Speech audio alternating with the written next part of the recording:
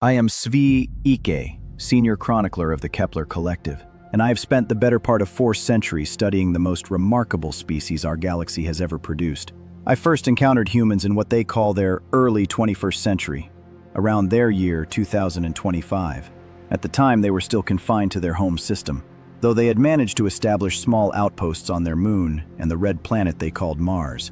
What struck me immediately wasn't their technology, which was frankly primitive by galactic standards, but their attitude. Here was a species that had nearly destroyed itself multiple times through wars, environmental collapse, and social upheaval. Yet they kept pushing forward with an optimism that bordered on the irrational. They had dreams that far exceeded their capabilities, and somehow, that gap between dream and reality didn't discourage them. It drove them. I watched them struggle with climate change and respond by revolutionizing their entire energy infrastructure. I observed them face global pandemics and emerge with medical technologies that seemed impossible just decades before. Most fascinating of all, I witnessed them begin to unite their fractured world not through conquest, but through shared dreams of reaching the stars. By the time they achieved faster-than-light travel in 2157, I had already submitted 17 reports to the collective about these persistent anomalies. My colleagues thought I was becoming obsessed with a minor species that would likely burn itself out within a few centuries. How could they have known that these humans would one day save us all? But I'm getting ahead of myself. Let me tell you about the day everything changed, not just for humanity, but for every living being in our galaxy. The humans had been part of galactic civilization for nearly 2 centuries when it happened. They had gone from primitive spacefarers to accomplished diplomats, traders, and explorers. Their colonies dotted dozens of systems, and their ships were a common sight at every major trade hub. They had this remarkable talent for bringing out the best in other species. Their infectious optimism and problem-solving abilities made them natural mediators in conflicts that had raged for millennia. I remember thinking how perfectly they had found their place in our galactic community. They weren't the strongest species, or the most technologically advanced, or the longest lived, but they had something unique. They genuinely cared about others. When the crystalline entities began strip mining inhabited worlds, it was human volunteers who risked their lives to protect people they'd never met. When trade routes were threatened by pirates, human patrol fleets would respond faster than anyone else, asking for nothing in return but safe passage for civilian vessels. They had become the galaxy's conscience, and we had grown comfortable with their protection. None of us were prepared for what emerged from the void in 2378. I was aboard a research station in the Outer Rim when the first reports came in. Entire star systems had simply vanished. Not destroyed.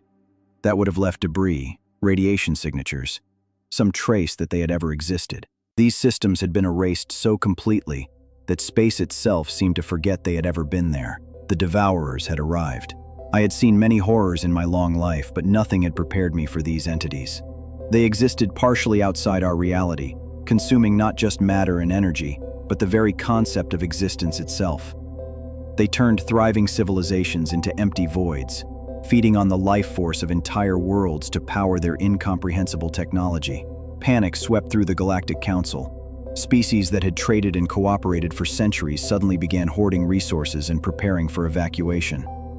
Some of the elder races, civilizations millions of years old, simply accepted that this was the end. They had seen the rise and fall of countless species, and they recognized the devourers as a force beyond any possibility of resistance. But the humans had a different reaction entirely. I was present at the emergency session where Admiral Sarah Chen addressed the assembled representatives of 47 species. She was young by human standards, barely 60 years old, with graying hair and tired eyes that had seen too much war.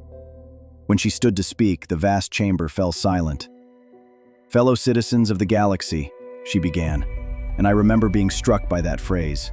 Not representatives or delegates, but citizens, as if we were all part of the same community, the same family. "We face an enemy unlike any we have encountered. They seek not conquest or resources, but the complete annihilation of everything we are, everything we've built, everything we dream of becoming." She paused, looking around the chamber at beings from dozens of different worlds, each with their own evolutionary history, their own cultures, their own reasons for despair. 3 days ago, My government asked me to calculate our odds of survival. The number I gave them was so small it might as well have been 0. But then I remembered something my species learned long ago. We've never been very good at accepting impossible odds. What happened next changed the course of galactic history. Within hours of that speech, human diplomats were reaching out to every species, every faction, every group with ships that could fly and weapons that could fire. They weren't just building an alliance, they were creating something that had never existed before, a truly united galactic defense force. They convinced species that had been at war for centuries to fight side by side. They brought together races so different that they could barely communicate, and somehow made them work as a team. When the hegemony of Vega declared that their ancient honor code prevented them from serving under alien command, the humans simply said, "Then you command us." When the hive minds of the outer spiral insisted their unique consciousness made cooperation impossible, human engineers developed translation matrices that allowed individual coordination within collective thought. In 6 weeks, the humans had accomplished what the Galactic Council had failed to achieve in 6 centuries. They had united us. The Battle of the Maelstrom Nebula was unlike anything in recorded history. The combined fleet, over 12,000 vessels from 51 different species, faced an enemy that could collapse stars and bend reality to their will. The Devourers brought weapons that existed in 11 dimensions simultaneously, and creatures that could phase in and out of our universe at will. For the first 3 days, we were slaughtered. Ships that had taken decades to build were unmade in seconds. Crews that had trained for years together were erased from existence without even the dignity of death. By any rational measure, we should have retreated, regrouped, perhaps tried to find some way to coexist with these cosmic predators. But Admiral Chen had learned something about human nature that the rest of us were only beginning to understand. They fight hardest when the situation seems most hopeless. "Status report," she called out as our losses mounted into the thousands. 68% casualties in the first wave, came the reply from her tactical officer. 71% in the second. All reserve formations are committed. Chen nodded calmly as if these catastrophic numbers were merely data points in a larger equation. And our enemy? Unknown. Their losses appear minimal. For a moment, the bridge of the flagship was silent except for the hum of life support systems and the distant sounds of battle. Then Chen smiled, actually smiled, and turned to her communications officer. "Open a channel to all vessels," she said. "All frequencies, all species." What she said next has become legend throughout the galaxy, quoted in academies and inscribed on monuments from the core worlds to the outer rim. "Citizens of the galaxy, we stand at the edge of extinction. Behind us lie all the worlds we love, all the dreams we've dared to dream, all the children who deserve to see tomorrow. Before us stands an enemy that would reduce all of that to nothing more than fuel for their endless hunger. They believe we will break. They believe we will run. They believe that faced with annihilation, we will choose the darkness." She paused, and I swear I could feel every being in that vast fleet holding their breath. "They don't know us very well, do they?" What followed was the most magnificent display of coordinated courage I have ever witnessed. Ships that had been fleeing turned back toward the enemy. Crews that had been preparing for evacuation instead prepared for one final desperate assault. Species that had spent millennia perfecting the art of self-preservation instead chose to risk everything for strangers they'd never met.